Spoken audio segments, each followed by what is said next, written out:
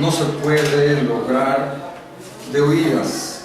Un profesor puede explicar lo que ustedes quieran, pero no se trata, y esto por un lado es el método y técnica del maestro Lavarrière y los 30 años de experiencia enseñando esto, y bueno, 45 de profe. Hay que entrar a los libros, hay que entrar a la obra, hay que localizar los conceptos. Ya veremos, hay en las obras de Hegel, en la lógica, veo, hace poco viendo la librería, ya está circulando una nueva edición, reedición de la traducción de Rodolfo Mondolfo. Por ahí la vi en las librerías, yo la tengo desde mis tiempos de joven profesor. Si uno en esa vieja edición localiza la página 511, que es la entrada al concepto, tenemos ahí una declaración estructural. Si en la fenomenología localizamos en la vieja edición la página 397, tenemos ahí una declaración estructural. Y en la propia filosofía del derecho, el parágrafo 31, 32, son las declaraciones estructurales que tienen una enorme importancia. Yo refería en la ocasión anterior este libro, que lo traeré cuando estemos trabajando la fenomenología de Lavarrière, su tesis doctoral que se llama Estructura y Movimiento de la Fenomenología del Espíritu. Pues estos dos conceptos son absolutamente fundamentales para todas las obras. Primero requerimos comprender la estructura y, una vez percatándonos de estas, identificar el movimiento de la obra, porque es una estructura en movimiento. Entonces, si pensamos en la fenomenología, conciencia, autoconciencia, razón, espíritu, religión, saber absoluto, son las configuraciones del despliegue de la conciencia. Entonces, es una estructura y es un movimiento. Y tendríamos, claro, cuando estemos ahí en aquella obra, identificar las particularidades de esa estructura y de ese movimiento, porque si no lo hacemos, nos entrampamos. Hegel nos está relatando ahí el devenir de la conciencia, pero el devenir de la conciencia, o sea, de la humanidad, no ha sido un paseo en la Alameda, no ha sido una raya en el pizarrón, una línea recta. Hay una hermosa canción de Georges Moustaki que le encantaba a mi esposa, dice: no te espero al fin de la línea recta. Bueno, la filosofía no es esperar al fin de la línea recta. La historia, y ustedes lo conocen por su propia formación, y evidentemente el doctor Alonso, no ha sido una línea recta, ha sido enormemente compleja, y lo sabe Hegel, pero hoy sabemos más que Hegel. O sea, en estos 200 años se han profundizado los estudios arqueológicos en China, en la India, en Egipto, en Mesopotamia, y ni qué decir en América, todas las incas, mayas, aztecas. Hoy sabemos más de lo que Hegel podía saber en su tiempo. Y por lo tanto podemos constatar que la historia es un proceso enormemente complejo. Hoy estamos viviendo una crisis histórica profundísima, hiperprofunda en este país. Revisaba apenas el día de hoy la revista El Proceso, que relata el panteón que teníamos en el país, las atrocidades del crimen organizado, que yo afirmo es el crimen instituido en los partidos. El crimen instituido se llama Partido Revolucionario Institucional y tiene oficinas en muchas sedes de los gobiernos estatales, y ese sexenio también en Los Pinos, como para tiempo de Salinas. Desde Salinas tenemos el crimen instituido en el país.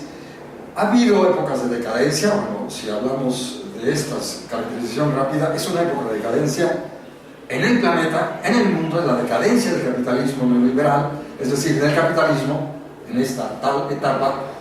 Y decadencias han habido en la historia, la decadencia del mundo romano, ni qué decir, y China tuvo sus decadencias, y la India y todos los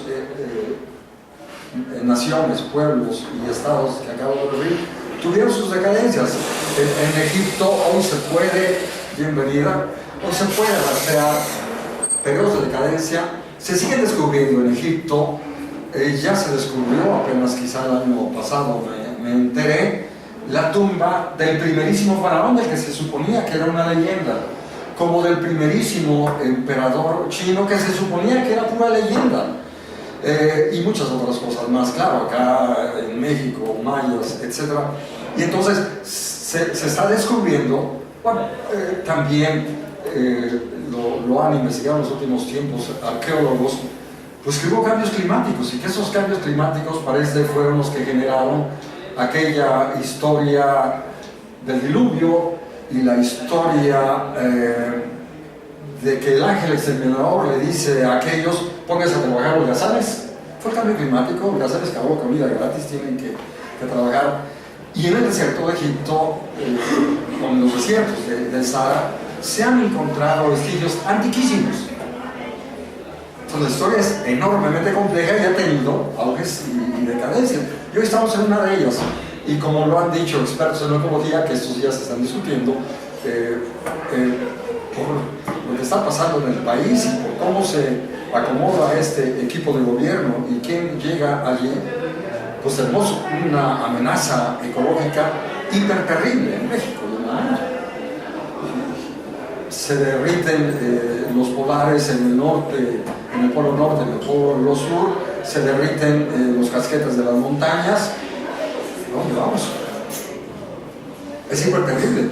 Y esto es la crisis de un modelo que ya no tiene nada que aportar a la humanidad, que se llama capitalismo, que lo único que tiene que aportar es más violencia, más sangre, más bestialidad. Esto que reseña Proceso con un próximo funcionario que dice: el país es un panteón. Y apenas empezamos a descubrirlo cuando la violencia en Ayotzinapa, hablábamos con los colegas, no solo es la crisis de Iguala, del estado de Guerrero, es la crisis del país, y eso es presión de la crisis mundial, porque por todo el planeta tenemos cosas similares. Vemos lo que pasa en Uruguay, cárceles llenas de jóvenes, feminicidio, etc., por todo el continente. Crisis ecológicas, y vemos lo que pasa en África, crisis, y sintomáticamente por ahí en esta búsqueda de literatura, lo que están haciendo en otras latitudes del mundo, es allí en África, en Camerún, donde dos filósofos están haciendo vanguardia. Uno es un apellido relativamente fácil, que escribió el texto sobre necropolítica. ¿De qué hablan? De lo que están viendo. Y hay otro, Rodríguez, de alguna colonia portuguesa, que tiene al menos un par de libros dedicados a Hegel y el neoliberalismo, sintomático. Y aquí también nosotros estamos tratando de comprender el neoliberalismo desde la dialéctica, porque aquello que llamaron marxismo no tiene suficiente agudeza, es decir, el economicismo de algunos pseudo-marxistas no tiene la agudeza y la penetración para poder comprender todo eso que está sucediendo. Claro, hay algunos que vienen de esta tradición. Michel Houellebecq, que está reflexionando sobre la crisis ecológica y proponiendo un ecosocialismo, y que está recuperando a Benjamin. ¿Pero quién es Houellebecq? Es un judío que nació en Brasil, hijo de refugiados que tuvieron que salir de Austria en tiempo de Hitler. Es sintomático. El hecho de que estemos aquí en este momento hablando de esto es sintomático. La conferencia que di hoy, me enviaron una foto con los compañeros de Morena en Tlalpan hace 8 días por la tarde, es sintomático. Dentro de 8 días estaré en Brújula Metropolitana presentando el libro. Eso es sintomático. Es decir, hay una necesidad de agudeza de pensamiento, de agudeza filosófica, y la encontramos en Hegel. Cuando yo hace 30 años iniciaba mis seminarios en la facultad, yo veía una ola, porque había visto lo que pasaba en Francia, y yo decía a algún colega, profesor de, si no me equivoco, la ENEP Acatlán, que había estudiado en Italia, y él después me lo recordaba. Yo decía, viene una ola de recuperación de la filosofía de Hegel. Claro, había en ese tiempo ese tipo de discusiones que más o menos se esbozaba en la ocasión. Es que ya se había afirmado que Hegel quedaba tirado a la lona y que Marx lo había superado y que por tanto eran excluyentes estos dos. Y desde ese tiempo ya afirmaba, es que hay que leerlos de manera simultánea y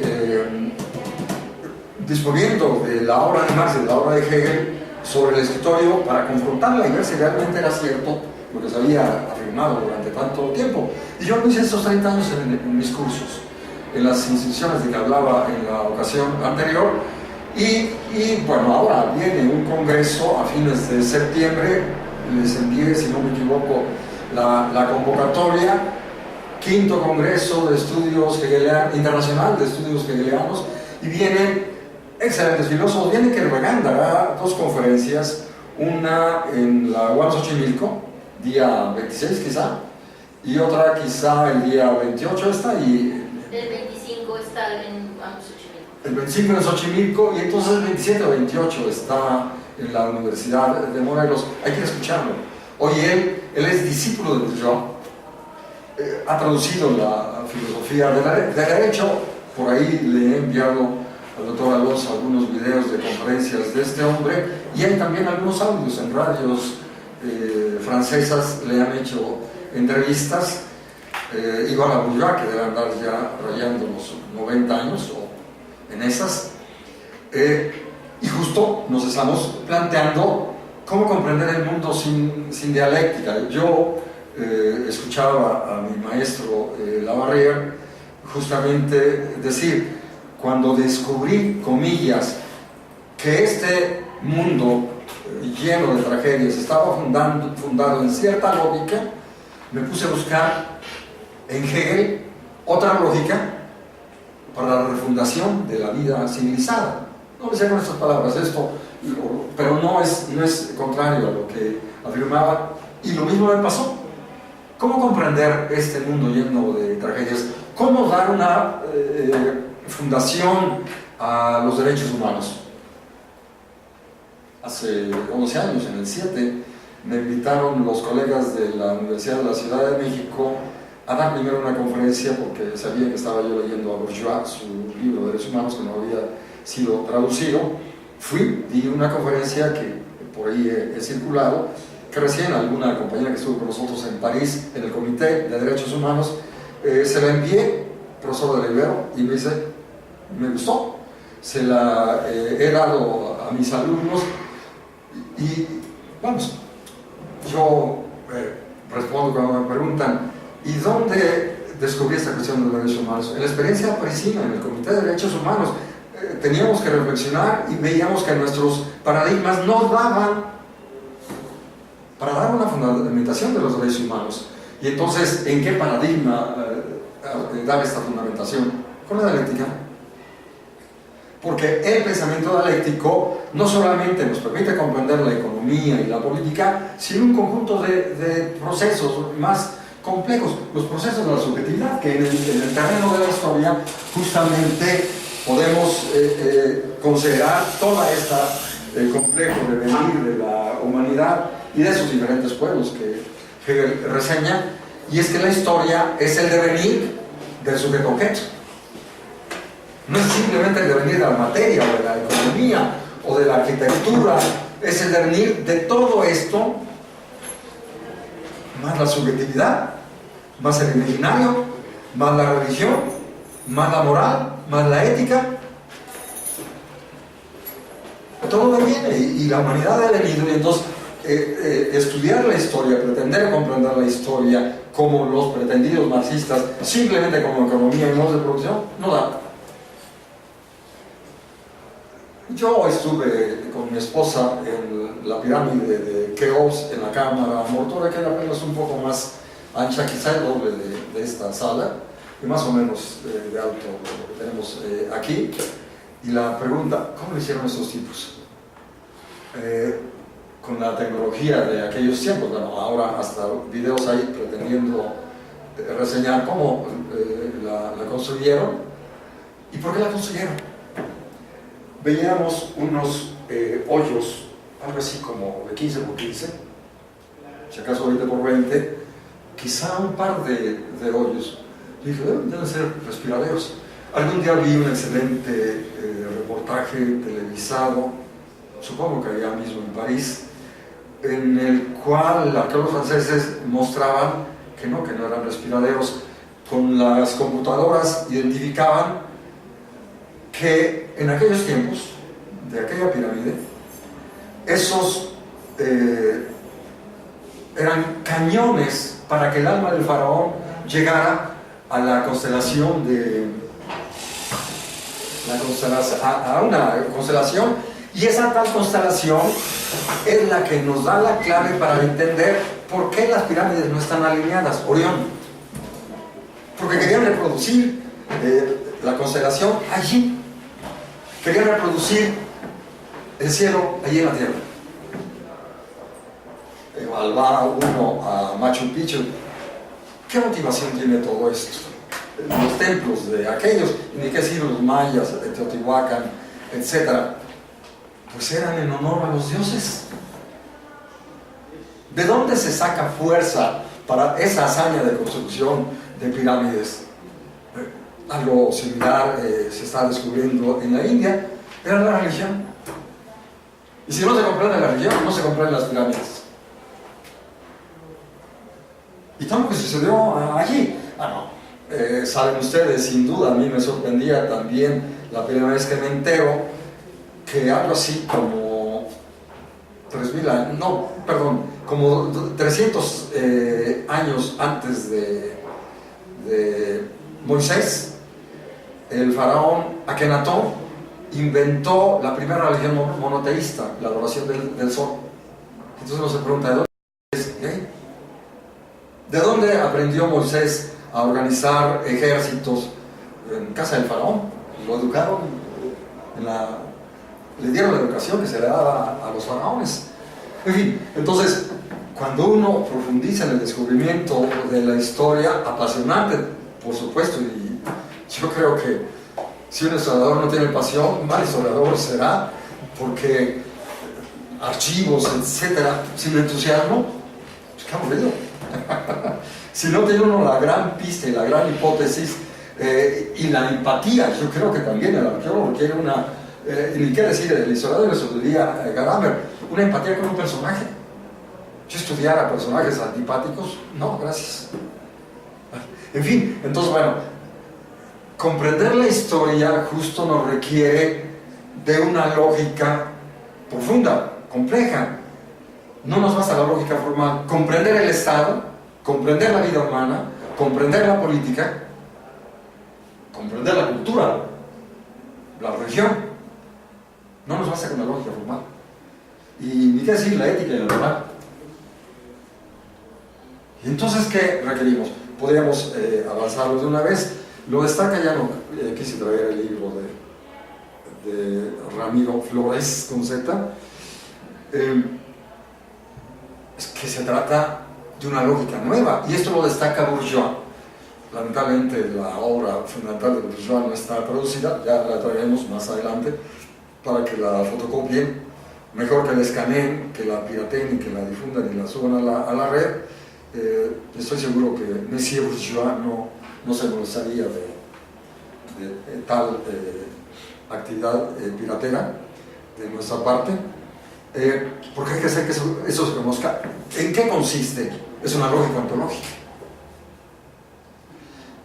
Les enviaré ahora, antes de dormir, porque yo soy lechuzo y estoy hasta la madrugada trabajando, y entonces dije, para que mañana no me atrape el tiempo, clic y les envié los textos que presenté, uno en Buenos Aires, el Sistema de la Libertad, el otro en Valparaíso, el Silogismo de la Libertad, y los sitios donde encuentran ustedes todos los textos que se publicaron en aquellos congresos de filosofía. Y es sintomático ver que hay una ola de recuperación filosófica en América Latina. ¿Por qué? Yo hablaba desde el 11 aquí con un filósofo colombiano de apellido Rendón, quizá en ese momento ya se había traducido y editado justo en Colombia el libro de Bourgeois sobre derechos humanos, y justamente cuando un antiguo alumno me dio la noticia, y después lo pido, lo consigo, supongo, porque por una librería virtual, digo, es sintomático que en Colombia se traduzca y se dice. ¿Por qué?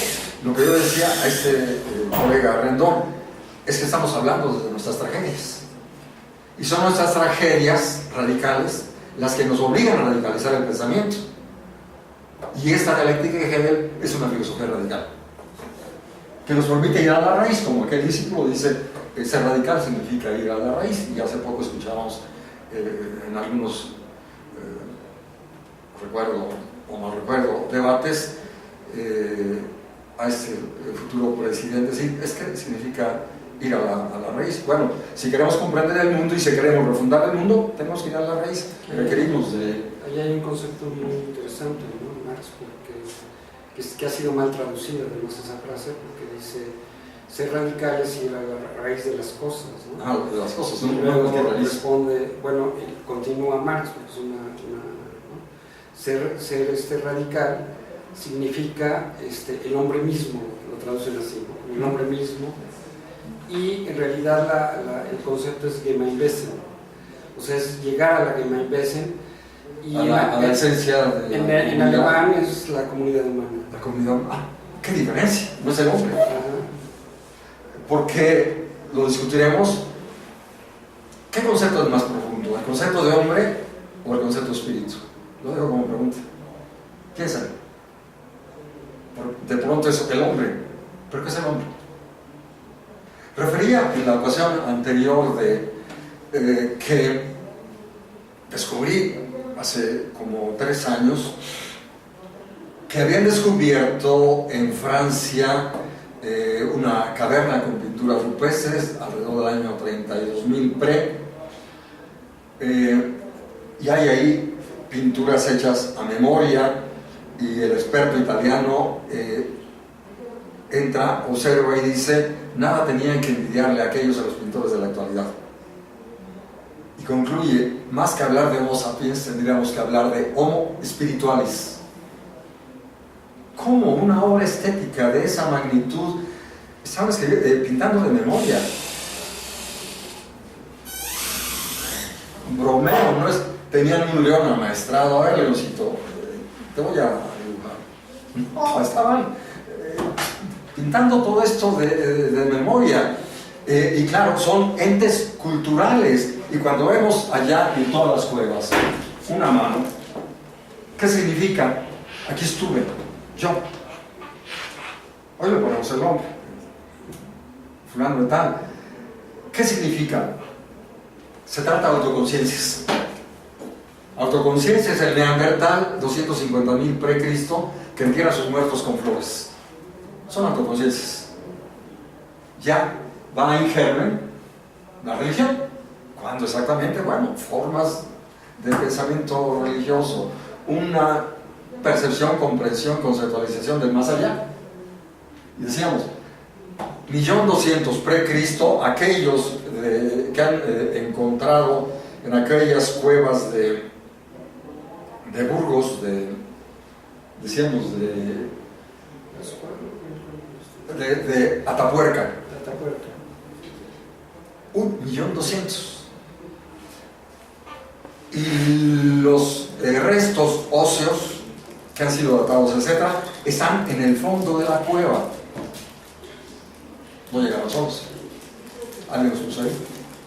Quiere decir, hay una conciencia humana que está procesando.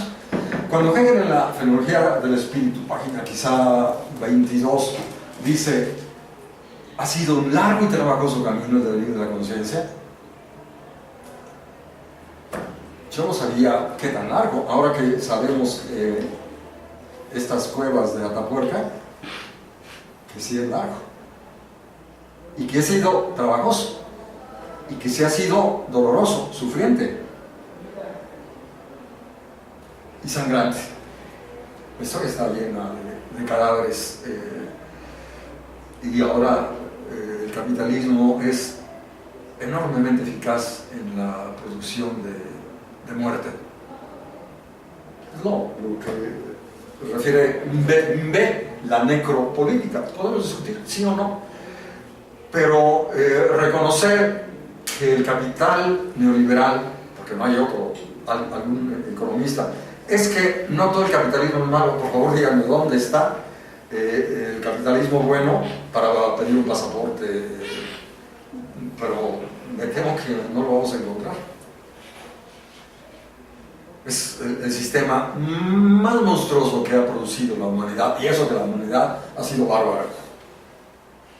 Vale la pena retomar esta idea porque, repito, mi maestro Navarrete también hacía desdigresiones y yo aprendí también que hay que hacer desdigresiones. ¿Por qué estas desdigresiones? Porque nos dan una motivación y un sentido a la lectura.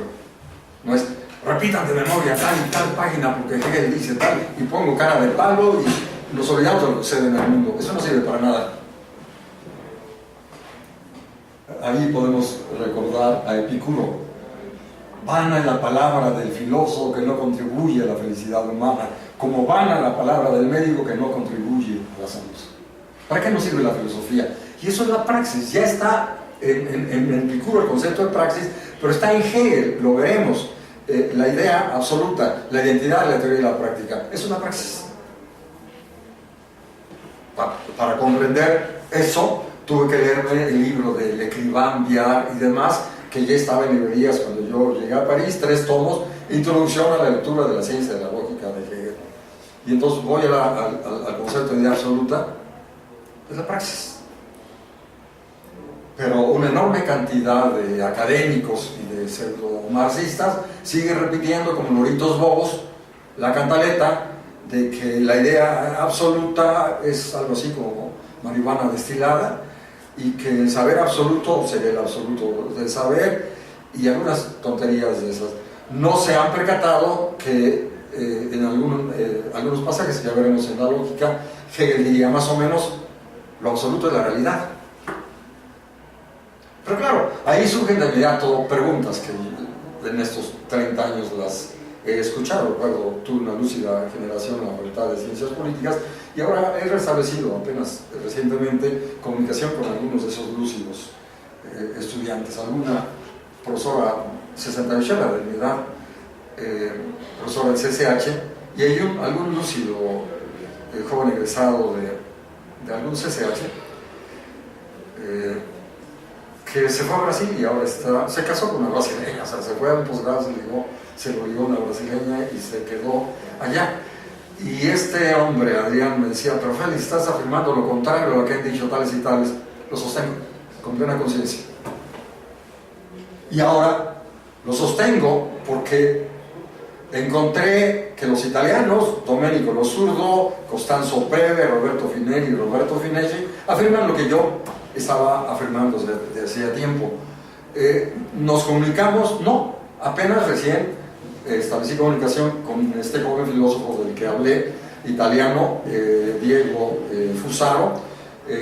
Le envié mi trabajo virtual y le propuse que si algún día estaría dispuesto a venir a México. Me dice, me encantaría, solo hay que ponerle fecha, conseguir boletos de avión, organizar algún evento universitario para traerlo. Yo ambiciono a que seamos capaces de, permítanme la broma, de clonar a ese joven y de que fabriquemos por miles jóvenes como ese para el debate y el combate. ¿Y cómo da este hombre el debate y el combate? Se apoya en Hegel, se apoya en los clásicos, reivindica Marx también críticamente, y a Benjamin, y a Bloch, y a Gramsci, por supuesto, y a Marcuse. Pues es lo que yo estoy diciendo. Pero claro, él tiene la ventaja de vivir ahí en el territorio de Gramsci, de haber tenido a Costanzo Preve como profe y a muchos otros. Tiene un capital cultural a su disposición que los jóvenes mexicanos no tienen ordinariamente, porque nuestros académicos están pasmados. No todos, por fortuna, pero estadísticamente están pasmados. Nadie me ha corregido. Entiendo que aquel nada filósofo y muy poco civilizado, cuyo nombre diré enseguida, afirmaba: estos pobres mexicanos tan lejos de Dios y tan cerca de los gringos. Creo que fue el señor Porfirio Díaz, ¿no? Y eso sigue siendo cierto. Yo diría, pobres de nuestros intelectuales, tan lejos de Dios, y ya compraron el chip y ya se introdujeron la herramienta, ¿cómo le llaman? El software, y ya lo tienen allí, y post humanidad, post filosofía, post verdad, post ciencia, post. Yo digo pues ¿qué clase de imbéciles creen que somos? Y algunos lo son. ¿Por qué se derrumban los pretendidos marxistas? Veía hace unos días, también salía este tema ahí en Zacatecas, porque no hay estructura. Yo lo vi un día en alguna playa cerca de Marsella con un colega, César Dochero, a cuyo curso había ido, nos invitó y fuimos por ahí a la playa. Quise construir un casillito de arena. Pues se caen.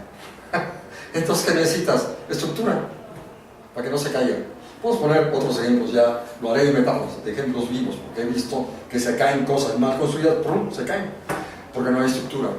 ¿Por qué se caen los pretendidos marxistas, izquierdistas y comunistas? Porque no hay estructura. Se derrumban. ¿Qué nos da estructura? Yo diría, de mi parte, ha sido la dialéctica, la filosofía y la ética la que me ha dado estructura. La terrible experiencia que me hicieron sufrir este aparato de la delincuencia uniformada, lo he trabajado en análisis. ¿Cómo que fue que resistí? Por la ética, por la filosofía, por la indignación.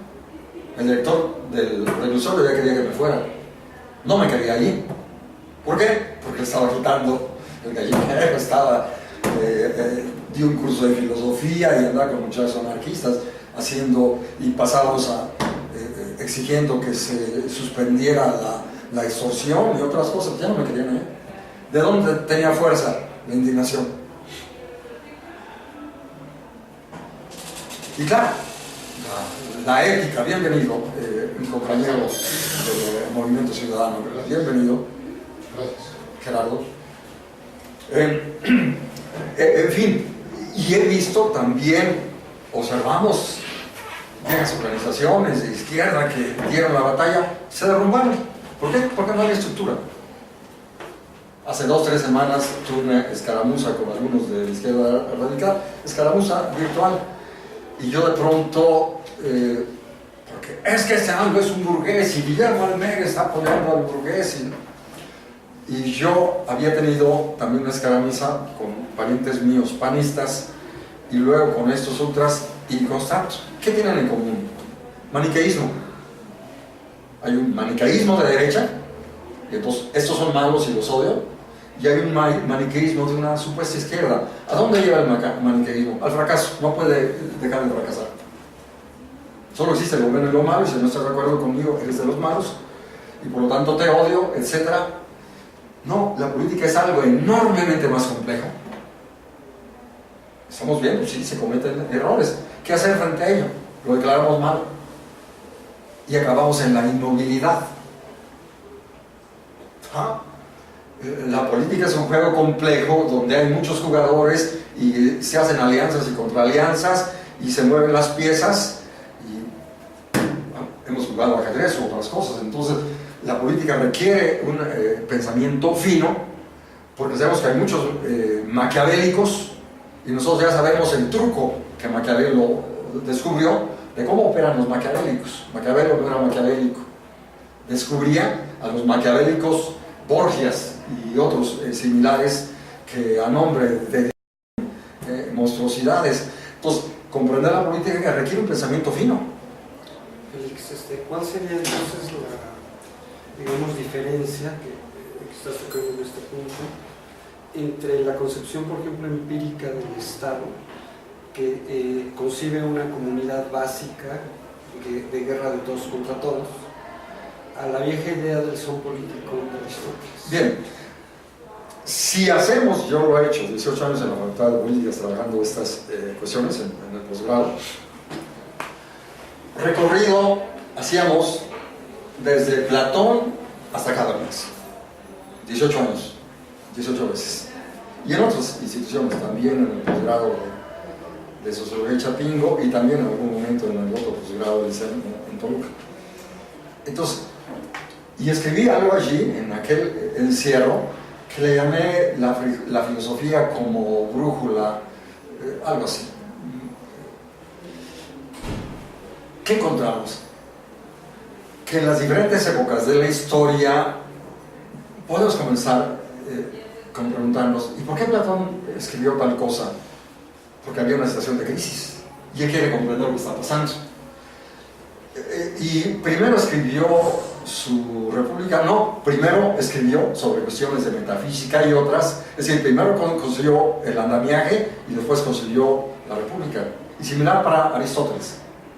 A lo largo de la historia, claro, hay un devenir de la filosofía y cada nueva generación en cada época se apropia de lo que precede, pero esos paradigmas resultan insuficientes para épocas nuevas. Agustín constata de que esos paradigmas, bueno, para empezar Polibio, el mundo ha cambiado y entonces ya no es el griego sino es el hombre. Estamos en el imperio con Polibio y Polibio teoriza para el imperio, para comprender qué es el imperio. Se lo llevan y lo ponen a pensar y él ve que el mundo ha cambiado y que en el imperio las cosas son diferentes y que toda la teoría que se había elaborado previo a él ya no funciona, se quedó chiquito. Pero Agustín, pues una terrible crisis y el Agustín está viviendo en carne propia la crisis. Él es también parte de la crisis, su pensamiento es pensamiento de crisis. Los biógrafos, yo leía cosas desde niño, oía hablar al niño Jesús. ¿Qué eran los psiquiatras? Tenía una crisis, estaba viviendo una crisis, posiblemente esquizofrénica, psicosis evidentemente, en ese momento, porque él era la expresión de la crisis de conflicto entre su padre y su madre. Y el padre no era muy caballeroso. Cuando habla de su padre dice, el marido de mi madre está viendo una crisis, y es también una crisis de identidad. Entonces, el derrumbe del Imperio Romano, que él ve lo que está sucediendo, y poquito después, se va a la barranca todo aquello, gracias a los bárbaros que civilizatoriamente contribuyeron a destruir lo que ya era bestial en el Imperio Romano. Y Agustín lanza nuevos conceptos y hace una síntesis entre el cristianismo y el helenismo. Había leído Cicerón, etc. Bien, Tomás de Aquino, pasaron ¿cuánto? 800 años, ¿no? ¿Cuánto? Del 4 al 12, saquen sus cuentas. 1250, Tomás, es una nueva crisis, pero de crecimiento. ¿Dónde la vemos? En las catedrales. Ahí vemos la expresión de algo nuevo. Ya no son las viejas catedrales románicas, está surgiendo el gótico. Y ahí vemos en Notre Dame, Tomás, y lo que está sucediendo en toda Europa en ese tiempo, algo no está sucediendo. Y ya hay los indicios del surgimiento de algo nuevo por ahí en el territorio de Bélgica y demás, lo que después serán industrias textiles y el comercio y el mercado. Algo no está surgiendo. Y entonces, y Europa redescubre a Aristóteles, habían olvidado a Aristóteles. Y a través de los árabes descubren que Aristóteles tiene un enorme potencial y Tomás se da a la tarea de recuperarlo, de repensar la política con Aristóteles, y ahí están los textos de Tomás, de repensar también la religión desde Tomás y la teología. Y la metafísica es una crisis de crecimiento. Y a partir de esto que hace Tomás, vienen los siglos posteriores. Claro, hay que distinguir a Tomás de la escolástica. A mí me llevó también un tiempo, porque como yo venía del mundo cristiano, decía, ese cura, cuando uno lo estudia, cura pero no imbécil, era realmente filósofo y el tipo de mayor estatura en su momento. Y yo diría, frente a los desprecios de Augusto Comte, varios siglos después, Tomás era superior a Augusto Comte, créanme, y superior a los materialistas. Bueno, además, no tenemos tiempo para hablar de estas cosas. Bueno, entonces hay un nuevo paradigma. Yo discurría allí y entonces, ¿qué es lo que sucede? El devenir de la realidad va obligando a ver cosas nuevas, a reformular los conceptos, y entonces eso que Althusser llamaba la ruptura epistemológica, pues la ruptura epistemológica antes fue ruptura histórica y política, y las grandes revoluciones en el pensamiento político son revoluciones. Y en este momento estamos en México, parece que Trotsky diría, esto se está configurando como una revolución. No toda revolución es armada, o no es armado en todos momentos. En algún momento, según Maquiavelo y otros, viene la crítica de las armas. ¿Cuándo vendrá? ¿Quién sabe? Eso es otra cosa que podemos discutir en otro momento. Y luego viene, en la filosofía del Estado y del Derecho, Hugo Gorocho, 1625. Estamos en el periodo de Felipe II y del Imperio, y los Países Bajos se rebelan y dicen, párale. Allí en los Países Bajos se elabora la filosofía de Groucho, de Juri Belli and Paz, sobre la guerra y la paz. Y la filosofía del derecho natural es la justificación de la aventura de la burguesía para lanzarse a la toma del poder. Hay que romper con el pensamiento del pasado, derecho divino, y decir, no, señores reyes, los derechos no son divinos, los derechos son naturales, y ustedes no son de sangre azul, y ustedes son engendrados igual que cualquiera. Es una ruptura política que requiere de refundar un paradigma filosófico y convertirlo en una nueva teoría del Estado para una nueva aventura. Y eso dura como 200 años, del 625 hasta 1800. El Fichte, sobre la...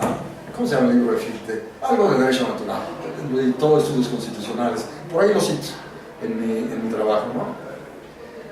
Y entonces Fichte, que ha tomado a Kant, extrapola, desarrolla la filosofía del derecho natural, y luego Hegel, que lo estudia, dice no. ¿Y qué pasó que le permite a Hegel romper la guillotina? Si la filosofía del derecho natural se convierte en guillotina, decíamos Danton, esa hermosa película, parece que muy representativa de aquello, y al final un niño le recita a Monsieur Robespierre la Declaración Universal de Derechos Humanos. Es como poner el espejo, mire señor Robespierre, usted dijo esto, y ahora está guillotinando a los otros. Y después, acomode su cabecita, Monsieur Robespierre.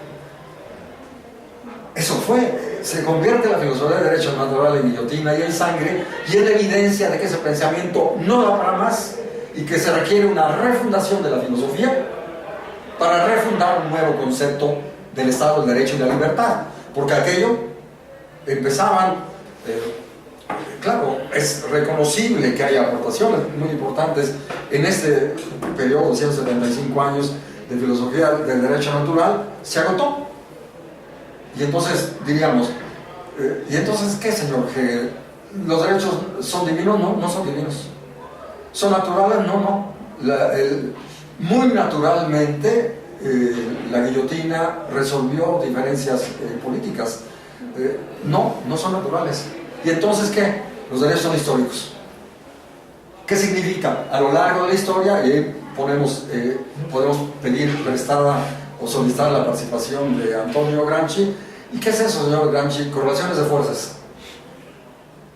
¿Y qué?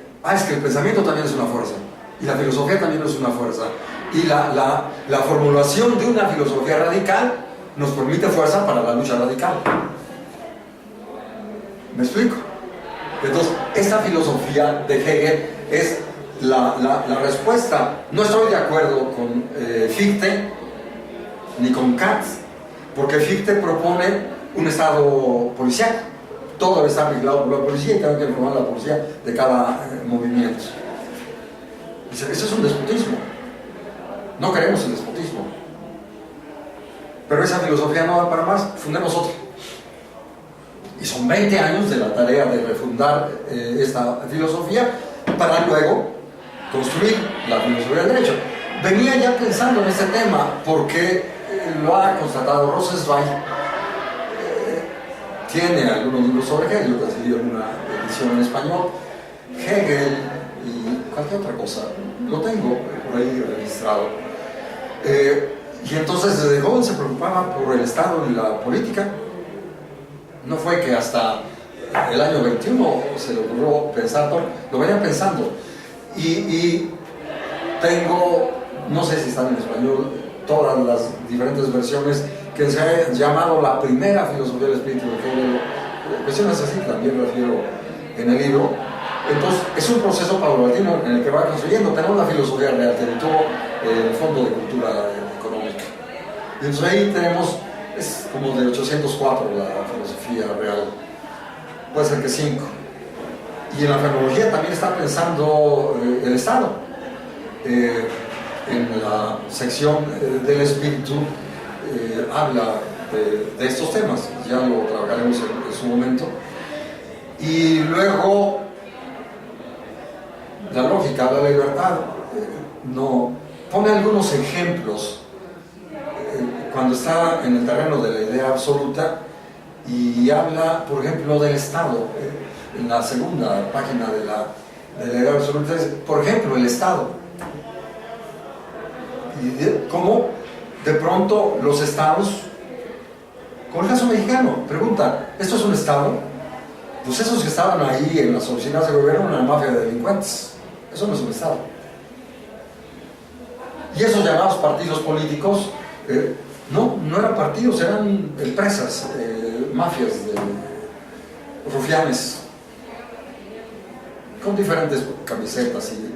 Y entonces, pues ahí lo están diciendo varias latitudes del mundo. Hay que repensar la política, hay que redefinir la política, hay que refundar la política, porque Hannah Arendt nos prevenía el capitalismo. Marcuse después se convierte en totalitarismo y esto significa la cancelación de la política, la suspensión de la política. El pobre diablo Fox, es que hay que manejar el Estado como una empresa, justo la cancelación de la política.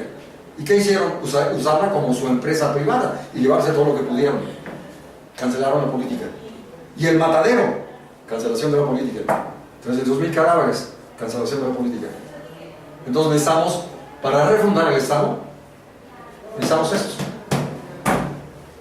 Dentro de 8 días estaré por la tarde con Brújula Metropolitana y ya me invitaron para ir a Coyoacán también a esto y me enteré de que Fisgón queda encargado del Instituto de Formación Política de Morena. Lo voy a buscar, voy a darme el libro y he hablado con algunos otros, decirle, y cuando ya le hice llegar la presentación a esta mujer, la esposa de Arturo Alcalde, ¿verdad? Berta Luján. Cuando Armando Barta y demás mandaron como a fines de junio, llamaron a una amplia reunión, había 200 ciudadanos reunidos ahí. Al salir le dije, Berta Luján, esto, pregúntale a Arturo Alcalde, porque Arturo Alcalde fue también joven cristiano, por ahí del 68, y algún día nos habíamos encontrado, y le digo, te lo regalo con una condición, de que me llames a debatir sobre esto. Y había un joven que estaba demandando, ¿dónde está la teoría y dónde está la ideología? Igual le dije, muchacho, te regalo el libro con una condición, que lo leas. Segunda condición, que lo promuevas. Tercera condición, que me llames a debatir para presentar. Bueno, hoy es el momento de la confluencia entre lo que hacemos en la academia y lo que están haciendo los ciudadanos. Me sorprendió que los compañeros del Movimiento Ciudadano, con quienes compartimos hace 12 años, no lo veía hace tiempo, 30 estuvieron discutiendo, 15 quedaron hasta el final y parece que quedaron picados. Es decir, los ciudadanos están demandando teoría, porque las viejas formulaciones teóricas de ese marxismo castrado no les funcionan.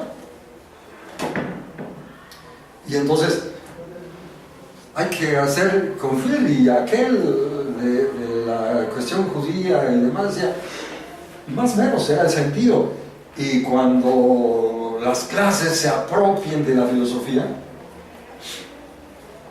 Gramsci Las clases subalternas requieren de una filosofía, y toda filosofía es política, y toda política demanda una filosofía. Gramsci, claro, sabía, bastante sabía. Y hoy encontramos que Gramsci nos dice cosas de enorme importancia. ¿Por qué Gramsci? Porque él dio la primera edición del fascismo y la sufrió en las cárceles. Y hoy estamos viendo la edición globalizada, radicalizada, del capitalismo que quiere un nuevo totalitarismo mundial. Por eso Gramsci nos resulta tan pertinente, y Benjamin y Neumann, ¿cómo dominas? A través del terror. Eso lo vio Neumann y lo ha escrito, pero no se conoce mucho a Neumann, lamentablemente, y no se comprende que todo este matadero es una estrategia de control social diseñada desde el norte, porque aquellos yanquis se llevaron a los estrategas no solo para fabricar cohetes, sino para fabricar manuales de guerra a los estrategas nazis. Entonces es todo un proyecto totalitario que están lanzando a nivel planetario. Y claro, hay la pregunta, ¿y cómo lo enfrentamos? Pues primero tenemos que organizarnos, y antes que todo organizar el cerebro. Y es lo que Gramsci también decía, y tenemos que prepararnos porque las cosas van a estar difíciles, y tenemos que poner en juego toda nuestra capacidad, yo diría, intelectual, etcétera, organizativa y demás, porque las cosas van a estar cada día peores. En fin, podemos discutir lo que discutíamos en aquella ocasión con los compañeros de Morena. Vendrán otras discusiones, porque ustedes también son ciudadanos y entonces tienen también que asumir la función de ciudadanos, y la función, Gramsci, la función de los intelectuales, eso nos toca a nosotros. No lanzar bombas molotov, lanzar libros de filosofía para quebrarles el cerebro vacío a los señores del poder. En fin, quizá con esto, entonces, en este rápido recorrido, podemos ubicar a Hobbes, un paradigma materialista mecánico, porque la mecánica se ha desarrollado en ese momento, y la burguesía inglesa ha desarrollado cómo comprender el Estado como una máquina, poleas y todo más. Es muy, muy breve. Pero ¿cómo nos permite comprender el Estado? No, apenas es un esbozo. De pronto veo que por ahí algunos compañeros quieren agregarle a Hegel un poco de Hobbes para comprender el Estado. No, la dialéctica de Hegel toma de todo lo que le ha precedido, pero no requiere de pegostes mecánicos para comprender el Estado. ¿Me entiendes? Te quería decir algo. En la parte del libro de Axel Honneth, cuando empieza explicando los escritos de juventud de Hegel, lo que dice es que, bueno, el principio general de la formulación del Estado en Hobbes es la teoría de la sobrevivencia. Es decir, el dominio del Estado, el monopolio de la fuerza, etcétera, etcétera, lo va a fundar, en el caso de Hobbes, en la teoría de la sobrevivencia. Sin embargo, en los escritos de juventud, ¿no?, de Hegel, hay una como especie de transformación, ¿no?, porque uno encuentra que al principio como que la retoma y luego se le contrapone. Ajá. La teoría del reconocimiento no es la teoría de la sobrevivencia, Sí, sí. propiamente, porque una cosa es una guerra de todos contra todos, donde el papá tiene que llegar a pegarle a todos para que se aquieten, y otra cosa es la construcción de normas de convivencia en los tres niveles que plantea Hegel, que es la familia, la comunidad y el Estado. Sí, sí, sí. Entonces, aquí, bueno, me parece interesante, porque la mayoría de los politólogos, incluyendo los de la UAM, yo cuando pasé por ahí, todos eran politólogos de la UAM, ¿no?, reivindican la teoría contractualista, y sin embargo no retoman las teorías hegelianas. Lo que significa que hay una enorme confusión. Para continuar con esto, la lucha de todos contra todos ya está en Platón. Si lo leo minuciosamente, por ahí aparece, ya no sé en estas alturas si en el político o en qué texto, o en las leyes posiblemente, en las primeras páginas habla de esto. No fue Hobbes el primero. En Hobbes tenemos una visión mecanicista, pero ojo, Hobbes está escribiendo antes de que venga el proceso de radicalización de la revolución. A ese proceso lo acompaña Locke, médico. Y si estudiamos a Locke, su teoría del conocimiento, hay una diferencia con Hobbes. Este es mecanicista, el otro es empirista. Esto se va a traducir en una elaboración de la teoría del Estado. ¿Qué pasa en medio de Hobbes y de Locke? La revolución. Toda la revolución obliga a radicalizar todo, y también el paradigma, y requiere una reconstrucción de la teoría del Estado. Hobbes es un absolutista. El Estado no puede dividirse porque deja de ser soberano. El gobernante no puede estar sujeto a leyes porque dejaría de ser soberano. Para sintetizar, Locke, el gobernante está sometido a leyes. Si el gobernante las viola, el pueblo tiene derecho a derrocarlo. Hay un cambio. El poder debe estar dividido. Hay un cambio. ¿Qué explica el cambio? La revolución. Se requiere un concepto y el de Hobbes no permite. Hobbes apuesta, porque él era asesor de príncipes, al poder absoluto de los príncipes. Locke apuesta a la división de poderes y la monarquía constitucional y al derecho del pueblo a la insurrección. Es decir, un liberal. Locke nos hubiera dicho en ese periodo de dominación de los neoliberales en México en particular, en esto, el gobernante ha roto las leyes, tienes derecho a rebelarte. Nos diría Locke, no necesitamos de Carlos Marx, ni siquiera. Claro, Marx nos dirá otras cosas. En fin, y entonces vemos, es otro paradigma. Pero entonces, en Inglaterra, con el pensamiento empirista se desarrolla esto. Después vendrá Hume. Hume radicaliza el empirismo y entonces dice, no solamente tienes que dudar de tu pensamiento, también tienes que dudar de tus sentidos. Y se va a convertir en una teoría política. ¿Cuándo? 1750. Pero en territorio europeo se desarrolla el racionalismo. Descartes, que no hace teoría política, pero escribe sobre las pasiones, y luego Spinoza, que escribe la ética y recupera las pasiones y el racionalismo, pero escribe un tratado sobre el Estado, apostando por la democracia. ¿Dónde está? En los Países Bajos. Y Leibniz, que también teoriza sobre el derecho natural, socios naturalistas ellos, y luego Kant y Fichte. Y entonces Kant, hay una elaboración del derecho natural. Ahí quizás vale la pena, repito, esto, veo el reloj y no estoy haciendo lo que pretendía, pero supongo que esto nos permite valorar todo lo que nos puede dar el pensamiento dialéctico.